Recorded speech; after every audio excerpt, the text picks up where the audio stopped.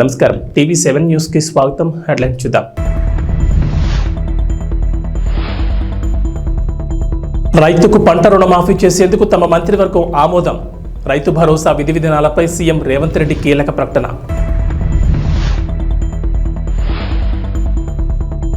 బీజేపీలో కలకలం. తెలంగాణ అధ్యక్ష పదవిపై రాజాసింగ్ సంచలన వ్యాఖ్యలు. వైసీపీకి చంద్రబాబు సర్కార్ షాక్. పార్టీ ఆఫీస్ కూల్చివేత, జగన్ సీరియస్. ఆంధ్రప్రదేశ్లో కొత్త ప్రభుత్వం కొలువు తీరింది. ముఖ్యమంత్రి నారా చంద్రబాబు నాయుడు మంత్రులు పాలనలో బిజీ అయ్యారు. ఈ క్రమంలో రాష్ట్రానికి విరాళాలు కూడా అందుతున్నాయి. తాజాగా కనెక్ట్ టు ఆంధ్రాకు దేవి సీఫుడ్ సంస్థ భారీ విరాళాన్ని అందజేసింది. కార్పొరేట్ సోషల్ రెస్పాన్సిబిలిటీ నిమిత్తం 5 కోట్ల విరాళాన్ని అందించింది. 5 కోట్ల విరాళానికి సంబంధించిన చెక్కును సంస్థ మేనేజింగ్ డైరెక్టర్ పోట్రు బ్రహ్మానందం శుక్రవారం సచివాలయంలో ముఖ్యమంత్రి చంద్రబాబును కలిసి అందజేశారు. దేవి సీఫుడ్స్ గతంలో కూడా విరాళాలను అందజేసింది. మరోవైపు ఆంధ్రప్రదేశ్ ప్రభుత్వం త్వరలో పునరుద్ధరించనున్న అన్నా క్యాంటీన్ నిర్వహణ కూడా విరాళాలు మొదలయ్యాయి. గుంటూరుకు చెందిన మర్రిపూడి సుష్మా అనే యువతి తన వంతుగా అన్నా క్యాంటీన్ నిర్వహణ కోసం విరాళం అందించారు. ముఖ్యమంత్రి నారా చంద్రబాబు నాయుడు సచివాలయంలో శుక్రవారం కలిసి ₹1,00,000 చెక్కును అందించారు. గుంటూరు వికాస్ నగర్ చెందిన సుష్మా USA ఓ ప్రైవేట్ సంస్థలో ఉద్యోగం చేస్తున్నారు. గుంటూరు జిల్లా తాడేపల్లి సమీపంలో నిర్మిస్తున్న వైఎస్ఆర్సీపీ కార్యాలయ భవనాన్ని అధికారులు కూల్చివేశారు. తాడేపల్లి మండలం సీతానగరంలో వైఎస్ఆర్సీపీ కేంద్ర కార్యాలయం కోసం భవనాన్ని నిర్మిస్తున్నారు. అయితే నీటిపారుదల శాఖ స్థలంలో పార్టీ కార్యాలయం నిర్మాణం చేపట్టారనే కారణంతో కూల్చివేశారు. వైఎస్ఆర్సీపీ కార్యాలయం కోసం బోట్ యార్డ్గా ఉపయోగిస్తున్న స్థలాన్ని తక్కువ లీజుతో అప్పటి జగన్ సర్కార్ కేటాయించింది. ఈ నిర్మాణం అక్రమం అంటూ వైఎస్ఆర్సీపీకి CRDA నోటీసులు జారీ చేసింది. అయితే శనివారం ఉదయం అధికారులు ఆ భవనాన్ని కూల్చివేశారు. భవనం కూల్చివేతపై వైఎస్ఆర్సీపీ అధినేత వైఎస్ జగన్ కూడా ఎక్స్ వేదికగా స్పందించారు. ఆంధ్రప్రదేశ్లో రాజకీయ కక్ష సాధింపు చర్యలకు దిగిన చంద్రబాబు తన దమనకాండను మరో స్థాయికి తీసుకెళ్లారు. ఒక నియంత్రణ తాడేపల్లిలో దాదాపు పూర్తిగా వచ్చిన వైఎస్ఆర్సీపీ కేంద్ర కార్యాలయాన్ని బుల్డోజర్లతో కూల్చివేయించారు. హైకోర్టు ఆదేశాలను బేఖాతరు చేశారు. రాష్ట్రంలో చట్టం, న్యాయం పూర్తిగా కనుమరుగైపోయాయి. ఎన్నికల తర్వాత చోటు చేసుకున్న హింసాత్మక ఘటనలతో రక్తాన్ని పారిస్తున్న చంద్రబాబు ఈ ఘటన ద్వారా ఈ 5 ఏళ్ల పాటు పాలన ఏ విధంగా ఉండబోతుందని హింసాత్మక సందేశాన్ని ఇవ్వకనే ఇచ్చారు. ఈ బెదిరింపులకు, ఈ కక్ష సాధింపు చర్యలకు వైఎస్ఆర్సీపీ తలొగ్గేదే లేదు. వెన్ను చూపేది అంతకన్నా లేదు. ప్రజల తరపున, ప్రజల కోసం, ప్రజలకు తోడుగా గట్టిగా పోరాటాలు చేస్తాం.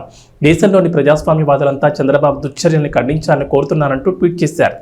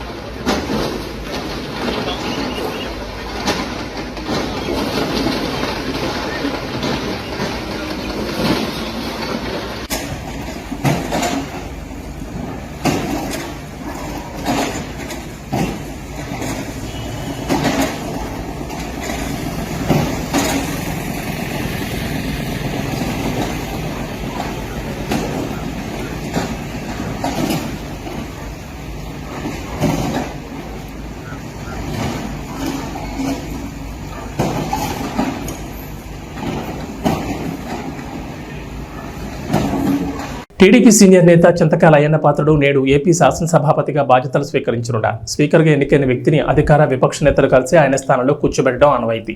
అయితే స్పీకర్ బాధ్యతల స్వీకరణ కార్యక్రమానికి దూరంగా ఉండాలని వైసీపీ నిర్ణయించింది. మరోవైపు నేడు జగన్ పులివెందుల పర్యటనకు వెళ్లనున్నారు. ఉదయం 10 గంటలకు తాడేపల్లిలోని నివాసం నుంచి బయలుదేరి జగన్ పులివెందులు వెళ్తారు. 3 రోజుల పాటు ఆయన అక్కడే ఉంటారు.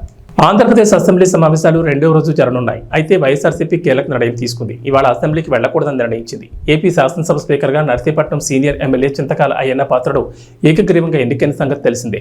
ఆయన ఇవాళ స్పీకర్గా బాధ్యతలు చేపట్టనున్నారు. ఈ క్రమంలో శాసనసభకు రాకూడదని వైఎస్ఆర్సీపీ నిర్ణయించింది. ఇవాళ జరిగే స్పీకర్ బాధ్యతల స్వీకరణ కార్యక్రమానికి దూరంగా ఉండాలని వైఎస్ జగన్ భావించినట్లు తెలుస్తోంది.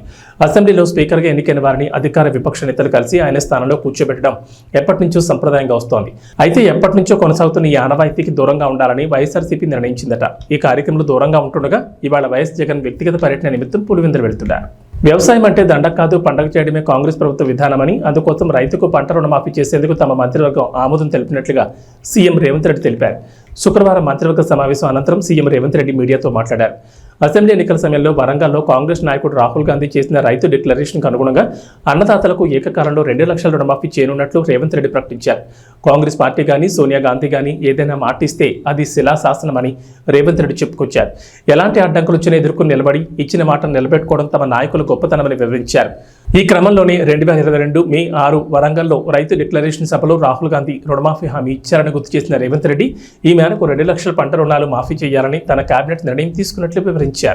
లోక్సభ ఎన్నికల్లో తెలంగాణలోని సగం పార్లమెంట్ స్థానాలను గెలిచి ఊపు మీదన్న బీజేపీ రాష్ట్రంలో పార్టీని మరింత బలోపేతం చేసే దిశగా ప్రయత్నాలు చేస్తోంది. ప్రస్తుత అధ్యక్షుడు కిషన్ రెడ్డిని కేంద్ర మంత్రివర్గంలో తీసుకోవడంతో ఆయన స్థానంలో వేరొకరిని నియమించనున్నారు. కొత్త వ్యక్తికి పార్టీ అధ్యక్ష బాధ్యతలను అప్పగించే యోచనలో ఉంది. ఈ క్రమంలో గోషామహల్ బీజేపీ ఎమ్మెల్యే రాజాసింగ్ చేసిన వ్యాఖ్యలు ఆ పార్టీలో కలకలం రేపుతున్నాయి. దేశం ధర్మం పట్ల అవగాహన ఉన్న వ్యక్తిని కొత్త అధ్యక్షుడిగా నియమించాలని రాజాసింగ్ కోరారు. అంతేకాదు పార్టీలో అందరి అభిప్రాయాలు తీసుకున్న తర్వాత అధ్యక్షుడి ఎంపిక జరగాలని డిమాండ్ చేశారు. రాష్ట్రంలోని బీజేపీ ఎంపీలు ఎమ్మెల్యేల అభిప్రాయాలను పరిగణలోకి తీసుకోవాలని ఆయన ఓ వీడియోను విడుదల చేయడం గమనార్హం. తెలంగాణలో బీజేపీ బలం పెరుగుతోందని, వచ్చే ఎన్నికల్లో అధికారంలోకి రావడం ఖాయమని ఆయన ఆశాభావం వ్యక్తం చేశారు. మల్కాజ్గిరి ఎంపీ ఈటెల రాజేందర్కు పార్టీ పక్కాలు అప్పగిస్తారనే ప్రచారం సాగుతున్న వేళ రాజాసింగ్ వీడియో కలకలం రేపుతోంది. టీఆర్ఎస్ నుంచి 2003లో రాజకీయ ప్రస్థానం ప్రారంభించిన ఈటెల రాజేందర్ సుదీర్ఘకాలం ఆ పార్టీలో ఉన్నారు. తెలంగాణకు తొలి ఆర్థిక మంత్రిగా, తర్వాత ఆరోగ్య శాఖ మంత్రిగా బాధ్యతలు నిర్వర్తించారు. వామపక్ష భావజాలం కలిగిన ఈటెల మాజీ ముఖ్యమంత్రి కె చంద్రశేఖరరావుతో విభేదాల కారణంగా టీఆర్ఎస్కు 2021లో రాజీనామా చేశారు. తన రాజకీయ భవిష్యత్తు కోసం ఆయన బీజేపీలో చేరారు. 2018 శాసనసభ ఎన్నికల్లో కరీంనగర్ ఎమ్మెల్యేగా గెలిచిన గంగుల కమలాకర్ ఎన్నికను సవాల్ చేస్తూ ఆయనపై పోటీ చేసిన ప్రస్తుత కేంద్ర మంత్రి బండి సంజయ్ హైకోర్టులో పిటిషన్ దాఖలు చేశారు. తాజాగా ఈ కేసులో అడ్వకేట్ కమిషన్ ముందు హాజరు కావాలని ఎంపీ బండి సంజయ్ను తెలంగాణ హైకోర్టు శుక్రవారం ఆదేశించింది. ఒకవేళ అడ్వకేట్ కమిషన్ ముందు హాజరై వాంగ్మూలం ఇవ్వని పక్షంలో ఎన్నికల పిటిషన్ను మూసివేస్తామని స్పష్టం చేసింది. అనంతరం తదుపరి విచారణను జూలై 8కి వాయిదా వేసింది. 2018 ఎన్నికల్లో కరీంనగర్ నియోజకవర్గంలో టీఆర్ఎస్ అభ్యర్థిగా గంగుల కమలాకర్, బీజేపీ తరఫున బండి సంజయ్ పోటీ చేశారు. ఈ ఎన్నికల్లో గంగుల విజయం సాధించగా ఈ ఎన్నిక చెల్లదని 2019లో బండి సంజయ్ హైకోర్టులో పిటిషన్ వేశారు. దీనిపై విచారణ చేపట్టిన హైకోర్టు ఇరుపక్షాల సాక్ష్యాల నమోదుకు రిటైర్డ్ జిల్లా జడ్జి కె శైలజను అడ్వకేట్ కమిషన్గా నియమించింది. అయితే ఈ కమిషన్ ముందు వాంగ్మూలం ఇవ్వడానికి బండి సంజయ్ చాలాసార్లు వాయిదాలు తీసుకున్నారు. ఈ అంశంలో ఆయనకు హైకోర్టు జరిమానా కూడా విధించింది. ప్రభాస్ కల్కి మీద ఉన్న అంచనాలు అందరికీ తెలిసిందే. సరైన ప్రమోషన్స్ చేయడం లేదు, జనాల్లోకి ఇంకా తీసుకెళ్లడం లేదని చిత్ర యూనిట్ మీద డార్లింగ్ ఫ్యాన్స్ ఫైర్తో ఉన్నారు. అంతేకాకుండా ఈ మూవీకి సంబంధించిన అప్డేట్లు కూడా సరైన టైంకి ఇవ్వడం లేదని మండిపడుతున్నారు. ఈ మూవీ నుంచి 2 ట్రైలర్లను వదిలారు. అయితే ఈ 2 ట్రైలర్లు ఒకదాని మించి ఒకటి ఉన్నాయి. మరీ ముఖ్యంగా శుక్రవారం రాత్రి వదిలిన రిలీజ్ ట్రైలర్ పూర్తిగా యాక్షన్ ప్యాక్డ్, ఫుల్ ఎమోషనల్గా సాగింది. కల్కి దేశ విదేశాల్లో రిలీజ్ కాబోతోంది. అయితే ఈ కల్కి మూవీ మీద నేషనల్ వైడ్గా ఫోకస్ ఉంది. కానీ బాలీవుడ్ బిగ్ సెలబ్రిటీలు, టాలీవుడ్ టాప్ స్టార్స్ ఈ కల్కి గురించి పట్టించుకుంటున్నట్లుగా లేదు. ఏ ఒక్క టాప్ హీరో కూడా ఈ మూవీకి సంబంధించిన ట్రైలర్ల మీద రియాక్ట్ అవ్వడం లేదు. దుల్కర్, విజయ్ దేవరకొండ వంటి వారు ట్రైలర్ మీద స్పందించారు. ఈ ఇద్దరు కూడా సినిమాలో ఉన్నారనే టాక్ వినిపిస్తోంది. మొన్నటి వరకు ఉత్తర పాత్రలో మృణాలని అనుకున్నారు, కానీ మాళవిక నాయాన్ని చూసి అంతా షాక్ అయ్యారు. విజయ్ దేవరకొండ, దుల్కర్ పాత్రలు ఉన్నాయో లేదో తెలియాలంటే ఇంకో 5 రోజులు ఆగాల్సిందే. ఇక సినిమా విడుదల తేదీ దగ్గర పడుతోంది, కానీ ప్రమోషన్స్ మాత్రం స్పీడ్ పెంచడం లేదు. టీమ్ ఇంటర్వ్యూ లేవు, ఈవెంట్లు లేవు. నాగ్ అశ్విన్ మాత్రం కథలు ఏవో చెప్పేస్తున్నాడు. కల్కి ప్రపంచాన్ని ముందుగా పరిచయం చేస్తున్నాడు. ఇంత భారీ స్థాయిలో రాబోతున్న కల్కి మీద 2 ట్రైలర్ల మీద టాలీవుడ్ నుంచి బడా హీరోల స్పందన కరువైంది. వాళ్లకు ఈ ట్రైలర్ నచ్చలేదో, అతను కల్కి మీదే ఇంట్రెస్ట్ లేదో తెలియడం లేదు. మరి సినిమా రిలీజ్ అయిన తర్వాత కూడా ఇదే మౌనాన్ని కంటిన్యూ చేస్తారా అన్నది చూడాలి. శ్రీకాకుళం జిల్లా ఇచ్చాపురం సోంపేట మండలం రాజాం గ్రామానికి చెందిన డొక్కరి చిరంజీవి, మందస్త మండలం జిల్లోండకు చెందిన కొర్రాయి సునీత అనే యువతి గత కొంతకాలంగా ప్రేమించుకున్నారు. ఇంట్లో వాళ్ళకి చెప్పి పెళ్లి చేసుకుంటారని అమ్మాయిని నమ్మించి లొంగ తీసుకున్న యువకుడు సినిమాలు, పార్కులు అన్ని తిరిగి చివరికి చేతులెత్తేయడంతో అమ్మాయికి ఏం చేయాలో తెలియక ప్రియుడి ఇంటి ముందు 2 రోజులుగా ధర్నాకు దిగింది. విషయం తెలుసుకున్న వాళ్ళ చిన్నాన్న అమ్మాయితో కలిసి పోలీస్ స్టేషన్లో ఫిర్యాదు చేశారు.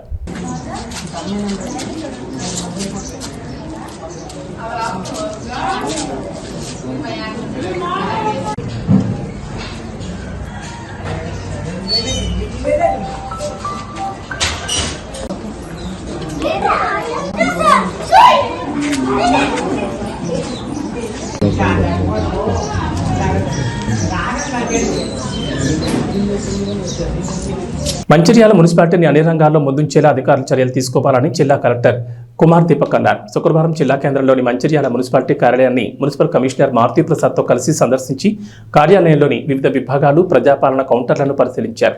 ఈ సందర్భంగా జిల్లా కలెక్టర్ మాట్లాడుతూ మంచిర్యాల మున్సిపాలిటీని అన్ని రంగాల్లో ముందుంచేలా అధికారులు సమన్వయంతో కృషి చేయాలని తెలిపారు.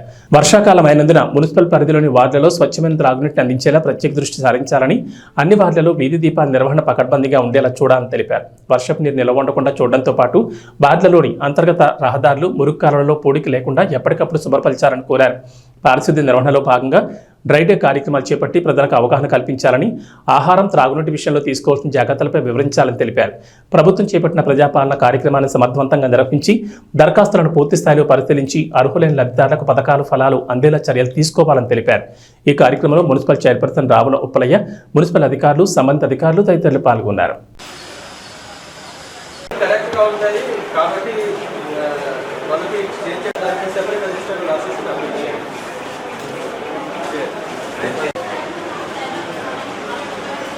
అనంతపురం జిల్లా గుత్తిపట్నంలోని ఏబీఆర్ఈ టెక్నో స్కూల్లో ప్రభుత్వ నిబంధనలకు విరుద్ధంగా స్కూల్ యాజమాన్యం నడిపిస్తున్నారంటూ ఎస్ఎఫ్ఐ నాయకులు ధర్నా చేపట్టారు.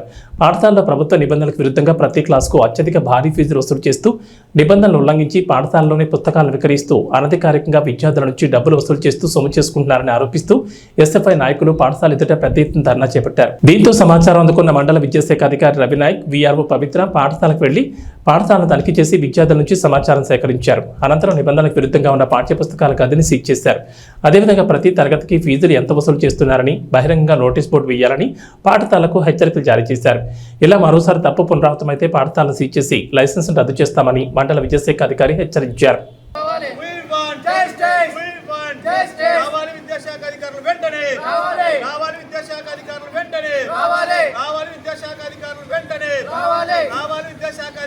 పాఠశాలపై చర్యలు వెంటనే తీసుకోవాలి. విద్యను వ్యాపారం చేస్తున్న ప్రైవేట్ కార్పొరేట్ పాఠశాలపై చర్యలు వెంటనే తీసుకోవాలి.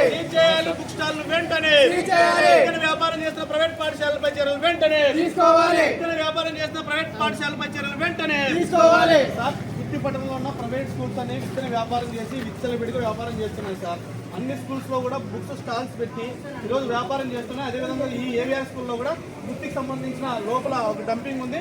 వెంటనే, ఎందుకంటే ఈరోజు ఈ ప్రైవేట్ పాఠశాలల పైన ముఖ్యంగా అధికారులు కూడా, విద్యాశాఖ అధికారులు కూడా కొంచెం నిర్లక్ష్యంగా వ్యవహరిస్తున్నారు. ఎందుకంటే ఈరోజు ఇక్కడున్న గుత్తిపట్టణంలో ఉన్న ప్రతి ఒక్క స్కూల్లో హాస్టల్స్ పేరుతోన ఈరోజు ఈ ఫీజుల పేరుతో రకరకాల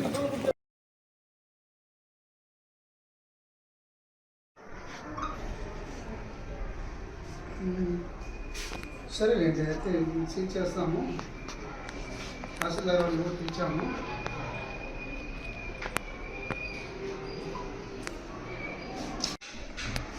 ఏరియానా ఇది వచ్చేసి ఆర్ఎస్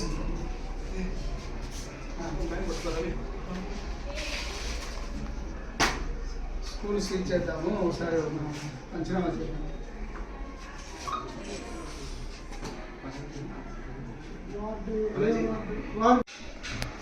ఏరియానా ఇది వచ్చేసి ఆర్ఎస్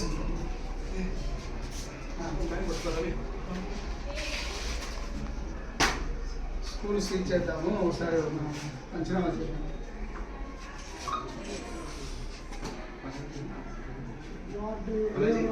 వార్డు ఏది ఆయబాయ్? ఇది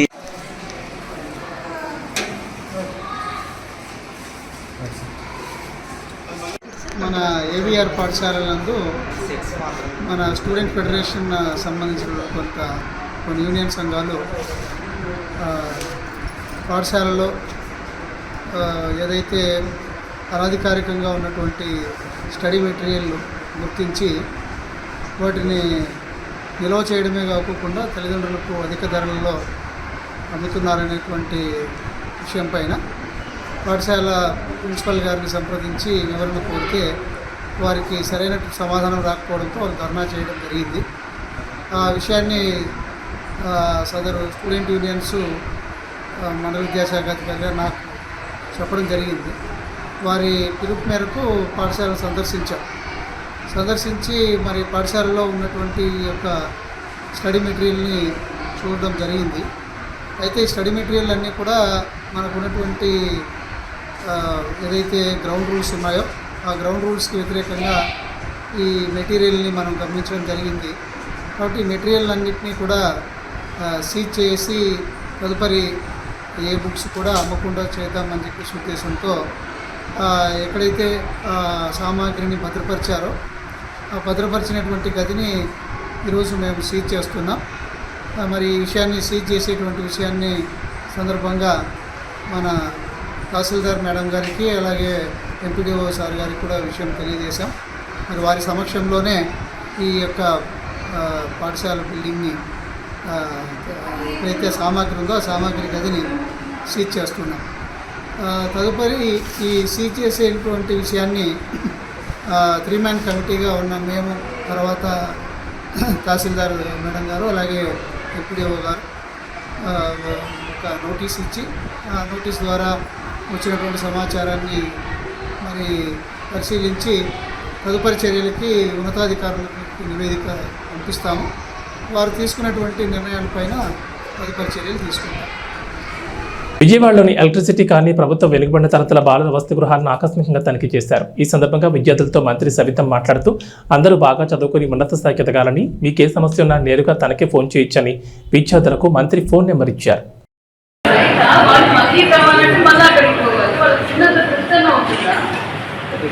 ఏమవుతుంది, మీరు పెట్టుకునేది అన్నం పెడుతున్నాం, వంకాయ కూర పెడుతున్నాం, మజ్జిగ పెడుతున్నాం. మనకు కావాలంటే ఇక్కడే వచ్చి పట్టుకోవాలంటే ఇక్కడే తీసుకుంటారు కదా.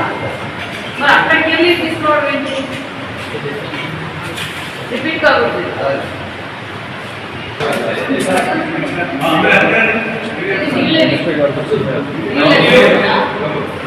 ఈ డైనింగ్ హాల్లో వాటర్ పెట్టడం అయినా ఒక ఫ్యాన్ అక్కడ ఉండాలి పట్టుకోవడానికి. పైన పెట్టారు.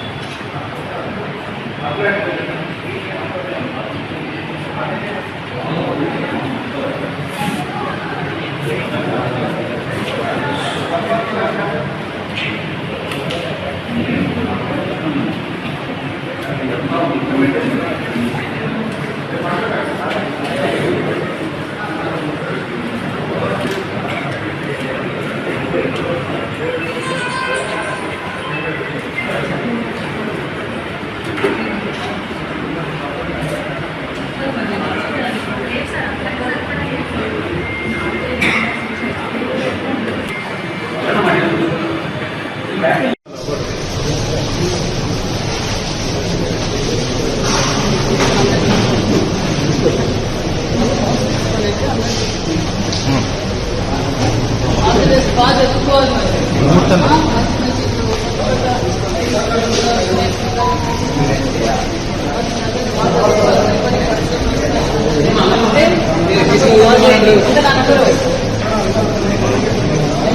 చెప్పాలి.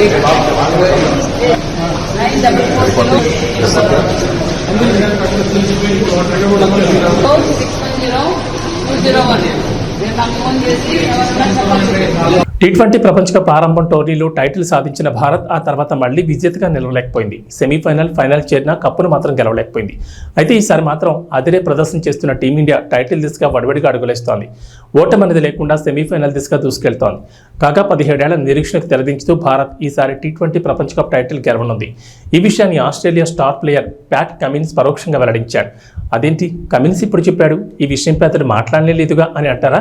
అవును, అతడు ఈ విషయంపై మాట్లాడలేదు, కానీ తన ప్రదర్శనతోనే టీమిండియా టైటిల్ గెలుస్తుందని పరోక్షంగా చెప్పేశాడు. ఇవి బులెటిన్ విశేషాలు. నమస్కారం.